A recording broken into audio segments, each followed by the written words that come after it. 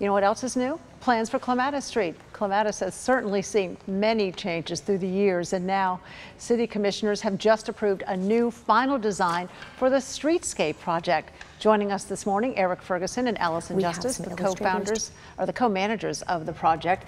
Glad you're both here. Nice to see you again, because just it seems like yesterday we were talking about you wanting to hear from the public, and you've wrapped it all up and now you've come up with your plan. So what exactly are the new changes? Who's going to take that one? Yeah, well, I can take some of that.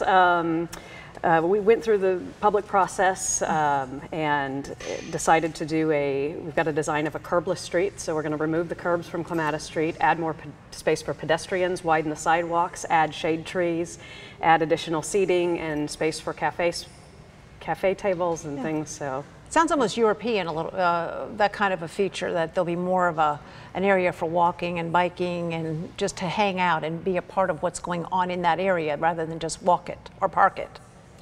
Is that true, Erik? Yes, yeah, and actually the curbless, the flush street there's a lot of really good examples in England. London's done several, but we find that people feel much more comfortable walking across the street. The cars drive much slower.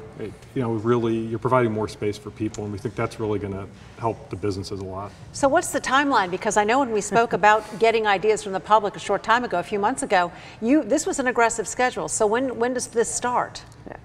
We're really looking to do the project in the off season this summer through late fall. And definitely we want to be done before winter. So late, mid-June is probably when we're hoping to see some shovels in the ground.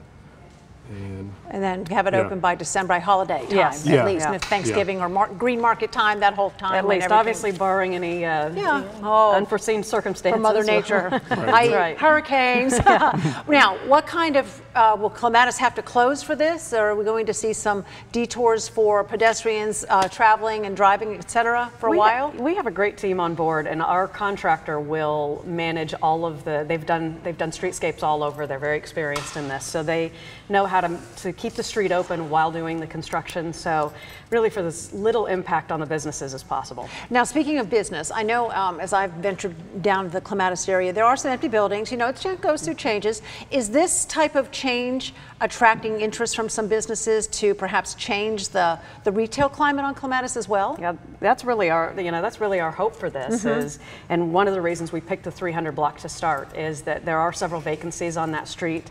The city and CRA are undergoing a project at 314 Clematis to get some new businesses in there. So really this is kind of the culmination of all of that to try and to spur some new business downtown. And I know, Erik, you asked for input from the public. Did you get a lot of important feedback from the public on this project? We did, and one of the things was we had the public meeting, the public was actually able to vote instantly, and one of the recommendations was 70% of the public wanted to see us to do a concentrated investment on one block, which is the 300 block. So that fed into it was the decision to do one block well versus spreading it out over all of Clematis. Well, I can't wait to see this next change and the new renaissance for Clematis because it just seems to get better and better.